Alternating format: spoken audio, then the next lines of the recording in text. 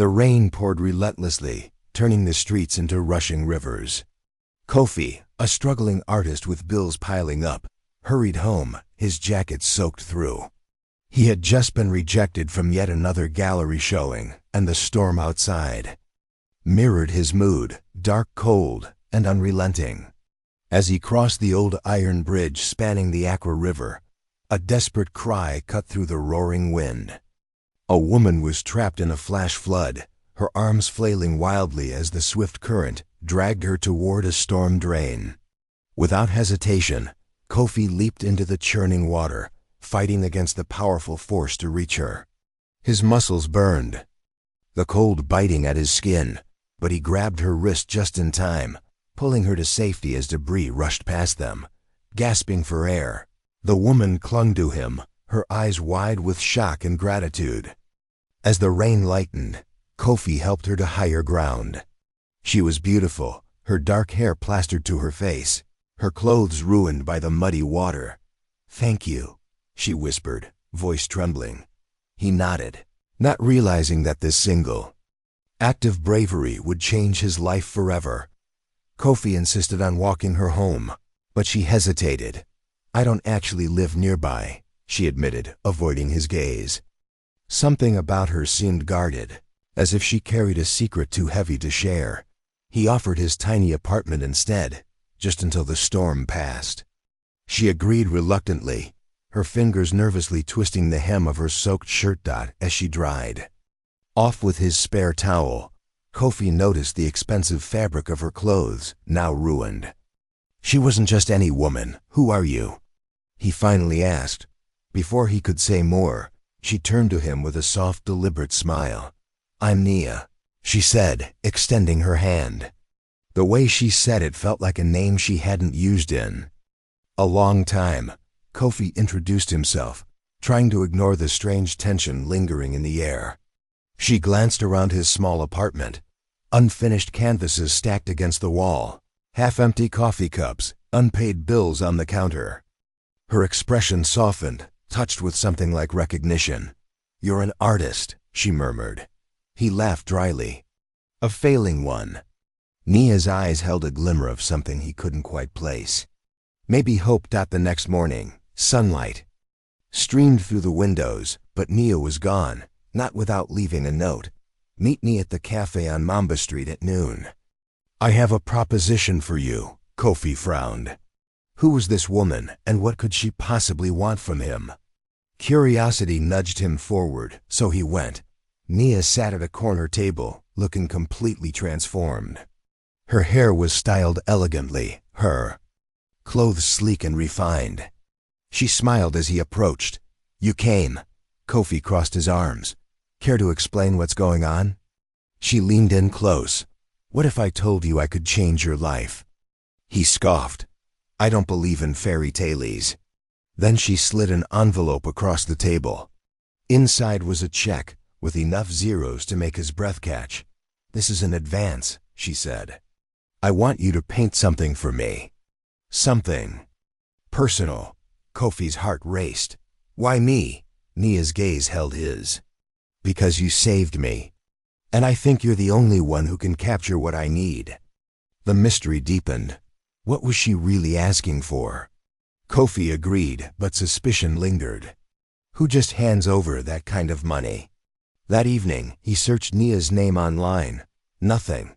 Then by chance he found a blurred society photo of a woman who looked like her, but with a different name. Isabella Jabati. He gasped. The Jabatis were one of the wealthiest families in the region. Why was she hiding? The next day at the studio, he confronted her. "Isabella?" Her face went pale. "Where did you hear that name?"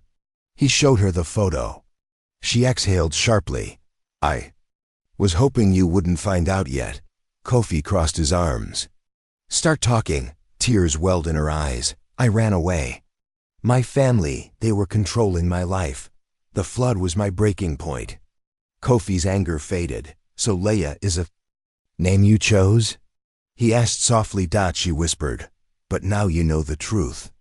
He studied her, the fear, the vulnerability. This wasn't just about a painting. She needed an ally. Nia Isabella finally revealed her full plan. I need you to paint a portrait of me. But not for me, for my parents. Kofi frowned. Why? She bit her lip. It's a message. Proof that I'm alive and free. He understood now. She wanted her family to know she wouldn't be forced back into their gilded cage. But there was more. They'll come looking, she said, and when they see the painting, they'll track you down. Kofi's stomach dropped. You're using me as bait. She grabbed his hands. No, I just need someone they can't intimidate. He pulled away. You should have told me. Before she could respond, a black car pulled up outside the studio. Her breath hitched. They're here already. Kofi's pulse spiked. What do we do? She locked eyes with him. We run. Kofi grabbed Nia's hand, pulling her toward the back door of the studio, just as the front door burst open. Heavy footsteps echoed behind them as they sprinted. Down the narrow alley, their breaths ragged and hearts pounding. Nia's heels clicked sharply against the wet pavement, slowing her down.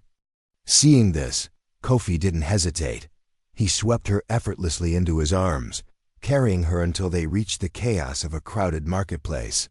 They melted into the sea of people, their pursuers momentarily lost in the press of the crowd. Clung tightly to him, her heart beating fast against his chest. I'm so sorry, she whispered, her voice trembling with guilt. I never meant to drag you into this.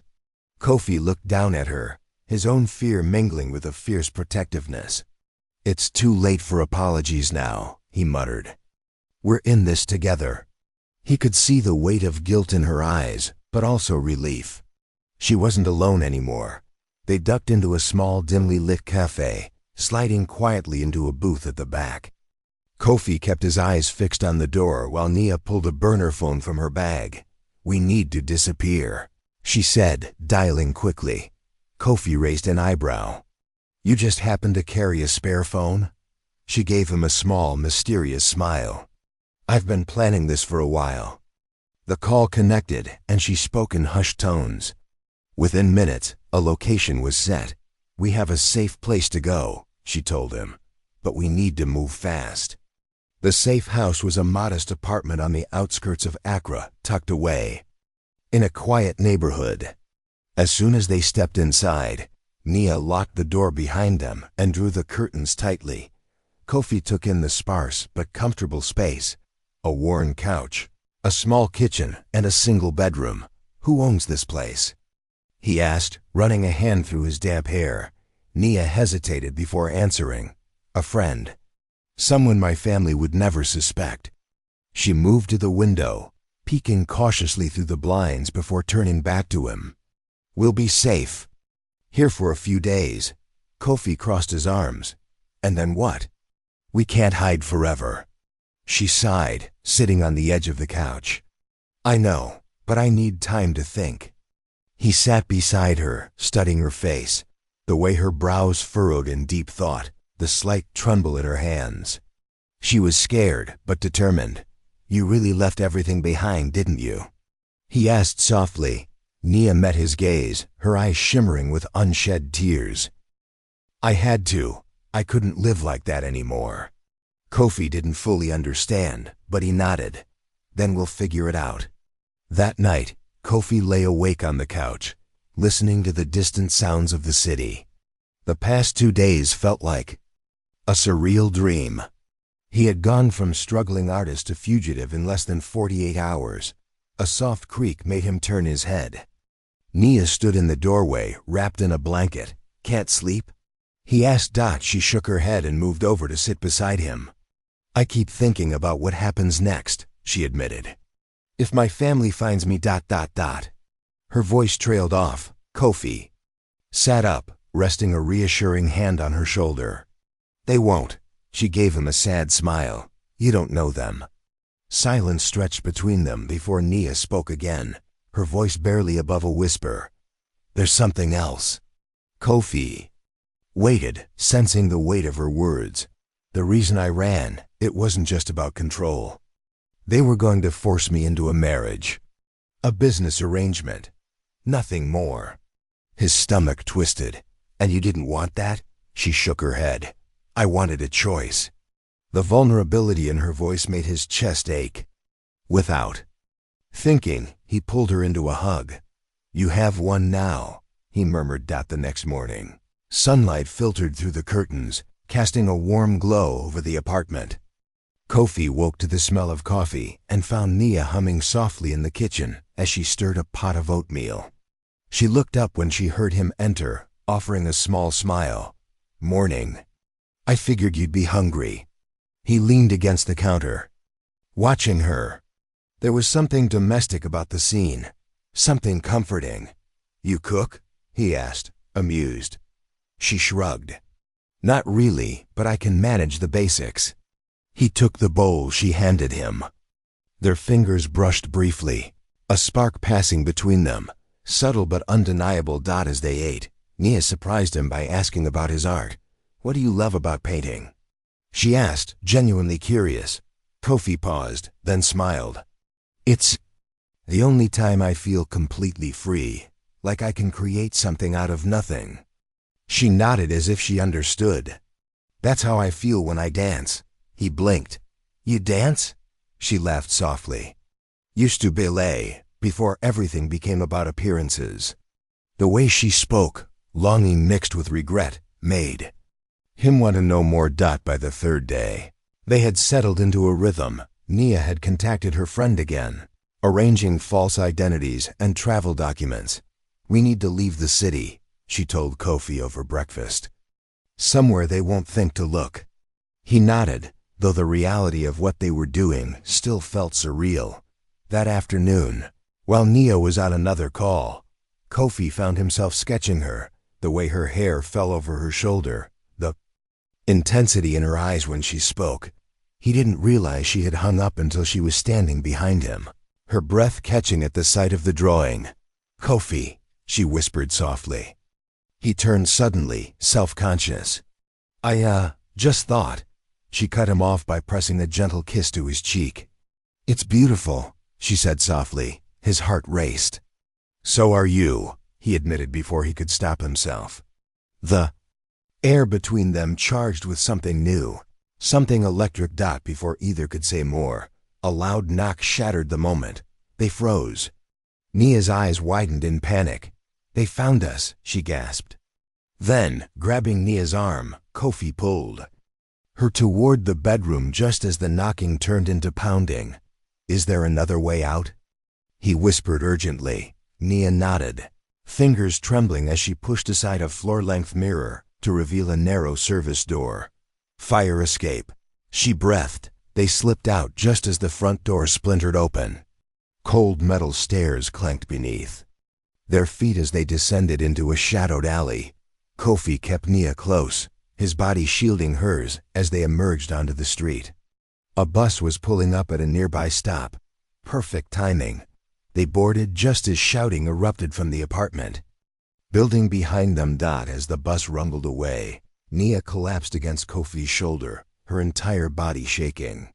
He wrapped an arm around her, feeling the rapid flutter of her pulse where his hand rested on her neck. We need to disappear completely, she murmured. Kofi kissed the top of her head without thinking, then froze at his own boldness. But when Nia tilted her face up to his, her eyes held only gratitude and something warmer. 3 bus transfers later, they stood in a dusty used car lot on the edge of town. Kofi haggled with the salesman while Nia kept watch, her oversized sunglasses hiding her distinctive features. The ancient convertible they bought for cash might have been older than both of them combined, but it ran as the city skyline shrank. In the rearview mirror, Nia suddenly laughed, a bright, unexpected sound. She stood up in her seat, letting the wind tear through her hair. I haven't felt this free in years. She shouted over the roar of the engine. Kofi couldn't help but grin at her joy. Even as his grip tightened on the wheel, they drove until sunset, then pulled over at a roadside motel. The clerk barely glanced at their fake IDs when they rented a room with 2 twin beds. When Nia emerged from the shower, wrapped in a thin motel towel, her bare shoulders glistening with droplets. Kofi suddenly found the peeling wallpaper fascinating. "You take the first bed," he muttered, tossing her his last clean t-shirt.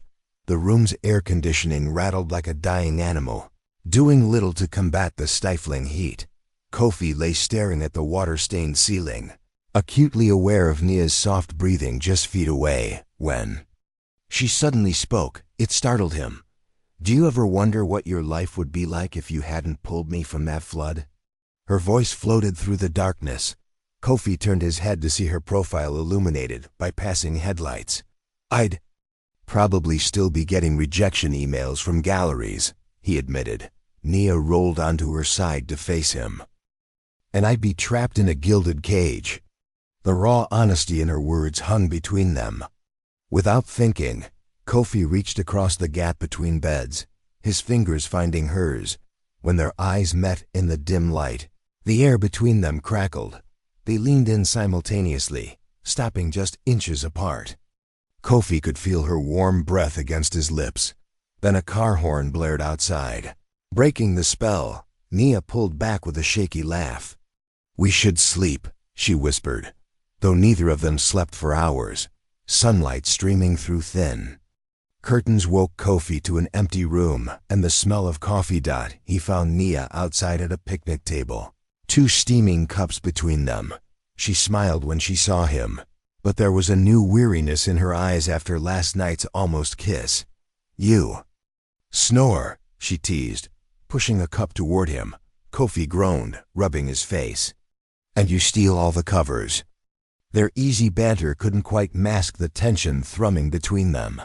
A newspaper left by previous guests caught Nia's attention.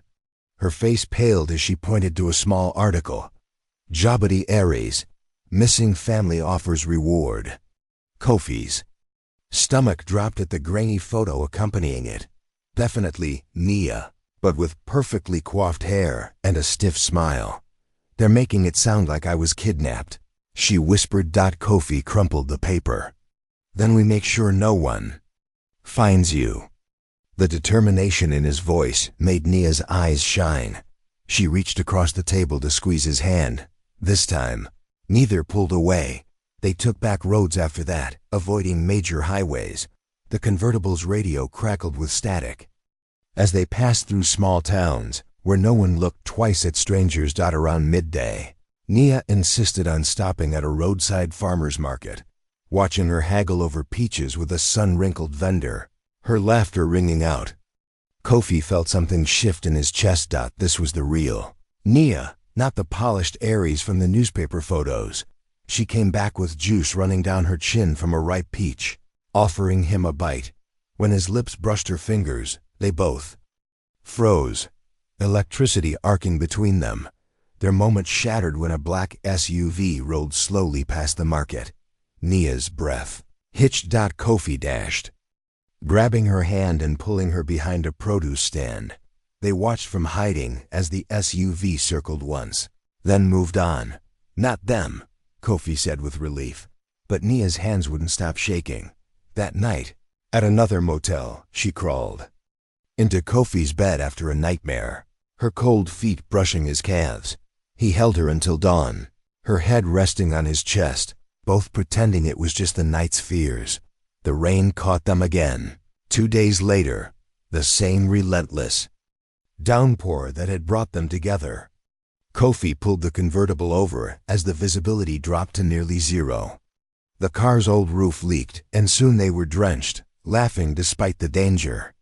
Nia wiped rainwater from Kofi's forehead, her touch lingering, history repeating itself, she murmured. This time, when they leaned in, no car horn interrupted them.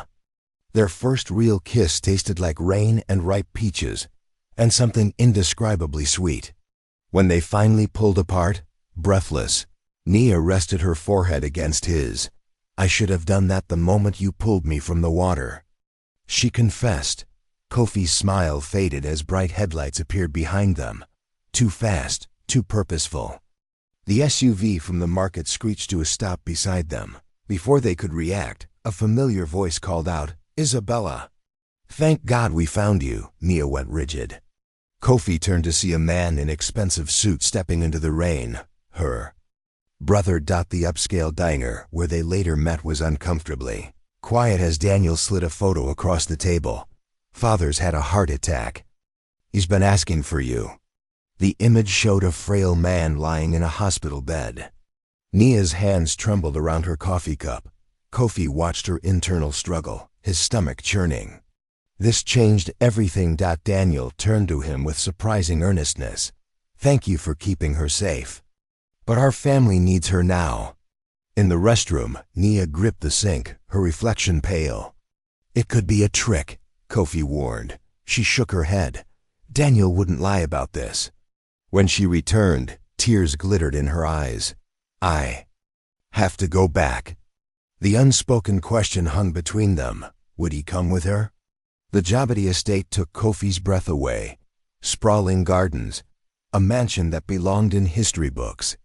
Staff whisked Nia away to see her father the moment they arrived, leaving Kofi standing awkwardly in the marble foyer. A woman's voice cut through his awe. So you're the man who saved my daughter.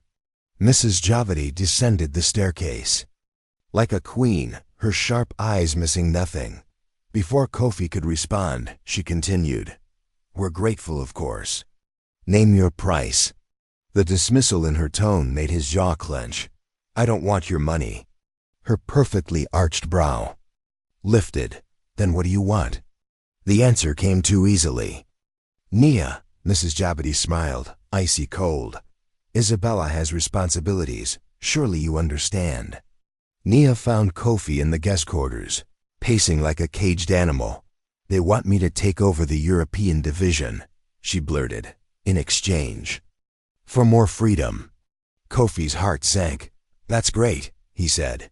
She grabbed his hands. Come with me.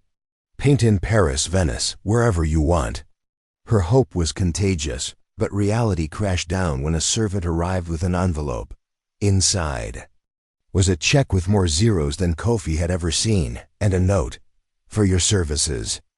Our daughter's future is here. Nia's face fell when she saw it. They're trying to buy you off. Kofi crushed the check in his fist. I told them I don't want their money. But the unspoken question remained. Could a struggling artist and an heiress really build a life together? The hospital garden was quiet at dawn when Kofi found Nia sitting by a fountain. Father's recovering, she said without turning. He's agreed to compromise. I can live my own life. But, Kofi prompted. She finally faced him, tears in her eyes. But not with you. Unless ... She took a deep breath. Unless you're willing to fight for us. Really fight. Kofi knelt before her, taking her hands. I jumped into a flood for you. You think I won't jump into this? His kiss tasted like promises. When they parted, Nia smiled through tears. Then let's show them what we're made of. The grand dining hall felt more like a battlefield than a place for supper. Crystal glasses reflected the tension as Kofi sat stiffly beside Nia, facing her parents at the 20-foot mahogany table. Mrs. Jabati's gaze could have frozen soup. You must understand. Mr. Cole, her father began, his voice weak but firm. Our daughter was promised to the Vanderhausen heir since childhood. Nia's fork clattered against her plate. That archaic agreement died when I disappeared. She countered. Kofi felt her knee press against his under the table, a silent plea for solidarity. When dessert arrived, Kofi surprised everyone by standing. With respect, sir, he said, meeting the older man's eyes. The only promise that matters is the one I'm making right now, to love and protect your daughter every day of my life. The room fell. So quiet they could hear the grandfather clock ticking. Then unexpectedly, Daniel snorted into his wine. Damn, the artist has guts. 2 weeks later, Kofi's hands shook as he adjusted the final painting in his surprise exhibition, a series of portraits capturing Nia's transformation from polished heiress to windswept fugitive to the radiant woman he'd fallen for. Gallery owner had only agreed to host after recognizing the Jabati name. The opening night crowd murmured as Nia's family entered. Mrs. Jabati froze before the centerpiece. a large canvas showing Nia laughing in the rain. Her hair wild, her joy palpable. "You see her?" Daniel murmured, surprised. "Really see her?" Disaster struck when Preston Vanderhausen arrived uninvited, chiming amateur work. He sneered loudly enough for the guests to hear. Before Kofi could respond, Nia stepped forward. "Funny," she said sweetly. "That's exactly what I thought." "When I saw our wedding portrait proofs," Nia whispered, a teasing smile playing on her lips. The crowd tittered as Preston's face turned a deep crimson. Kofi slipped his hand into Nia's, pride swelling in his chest. Unable to sleep, Kofi wandered the estate's moonlit gardens and found Nia by the koi pond, her pale blue nightgown glowing softly in the darkness. "They're coming around," she said without turning. "Mother asked about your technique today," Kofi said, sitting beside her, their shoulders brushing. "Your father still hasn't spoken to me since dinner." Nia sighed, trailing fingers through the water. "Give him time. He's struggling to admit his little girl chose a ... She hesitated. "Ain't nobody." Kofi supplied gently. Nia turned to him, water droplets glittering on her fingertips like diamonds. "No, a man brave enough to love a hurricane." When she kissed him, the koi scattered beneath their reflection. Breakfast arrived with an envelope bearing the Jabadi seal. Inside was a deed to a seaside cottage and a modest trust fund, not for Nia, but for Kofi's artistic endeavors. The attached note read, "Prove us wrong." Nia hooped, splashing orange juice across the linen tablecloth. "This is Father's version of a blessing," she said. Laughing. Kofi studied the documents, throat tight. "It's a test," he corrected. "They're waiting for me to fail." "Then we'll make sure you don't," Nia declared already. Sketching plans on a napkin. "The ground floor will be your studio," she said, "and the attic my dance space." Kofi caught her wrist. "Wait, your dance space?" She blushed. "I thought maybe I'd take it up again, if that's all right." The hope in her eyes shattered his last reservations. The cottage needed more work than anticipated. By week 3, with plumbing issues and a leaky roof, tensions erupted. "You miss it," Kofi accused when he found Nia staring at a society magazine. "Don't lie." She flung the magazine into the renovation debris. "I miss hot water. And yes, sometimes I miss not worrying about money." The moment the words left her mouth, she gasped. "Kofi, I didn't mean." He was already striding toward the door, mud-splattered boots tracking across the unfinished floors. The screen door slammed behind him with finality. Kofi returned at dawn, exhausted from walking all night, to find every surface in the cottage covered in sticky notes. On the fridge, "I love your stubbornness." On his easel, "I love how seriously you take your art," taped to the coffee maker. "I even love your terrible coffee." He found Nia asleep in their paint-splattered bed. Tear tracks dried on her cheeks. He knelt beside her. She stirred. "I'm sorry," they whispered simultaneously, then laughed weightily. Kofi pressed his forehead to hers. "We'll get the plumbing fixed." Nia tangled her fingers in his hair. "And I'll learn to budget." There. Kiss tasted like forgiveness and home. The letter arrived on a Tuesday. The National Gallery wanted Kofi's transformation series for a prestigious exhibition. Nia screamed so loudly their neighbor called the police. That night, as they celebrated with cheap champagne, Nia's phone buzzed. Her father's message. "Read simply, will attend the opening." Kofi watched her blink back tears. "Told you we'd prove them wrong," he murmured. I kissed him deeply, then grinned. "Oh, darling, this is just the beginning." The certainty in her voice made his heart soar. They married barefoot on the cottage's small beach. Nia wore a simple linen dress. Kofi a shirt she'd embroidered with tiny paintbrushes.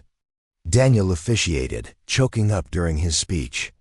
Even Mrs. Jabadi dabbed her eyes as sunset painted the sky in golds and pinks worthy of Kofi's palette. Whispered, "Remember when you were just a struggling artist who saved a stranger?" He spun her in a slow circle, their toes sinking into wet sand. Best decision I ever made. Opening night at the National Gallery, Kofi stood nervously beside his masterpiece, a new triptych showing 3 versions of Nia, the society heiress, the fleeing woman, and the radiant bride. The crowd erupted when Mrs. Jabadi not only praised the work but purchased it on the spot. For our family collection, she announced, squeezing Nia's hand. Later, as they walked through the moonlit streets, Nia suddenly stopped. Look, she pointed to a storefront with a for lease sign. Perfect for your first gallery, don't you think? Kofi laughed incredulously. Woman, you're relentless. She kissed him right there on the sidewalk, and you love it. Years later, their daughter discovered the painting in the attic, a stunning watercolor of a rain-drenched woman reaching toward the artist. Is this how you and Mommy met? She asked. Tracing the swirling floodwaters, Kofi lifted the child onto his lap. That's the moment I found my whole life, he said, smiling as Nia entered with paint smudged on her nose from teaching her afternoon dance class. Their eyes met, and in that glance passed 1,000 memories. Floods and chases, cottages and galleries, every impossible, wonderful moment since he pulled her from the water. Nia wiped her hands on her jeans and joined them, completing the picture. Tell her the real story, darling, she said, leaning against Kofi's shoulder, the one where her parents were brave enough to choose love. And so he did.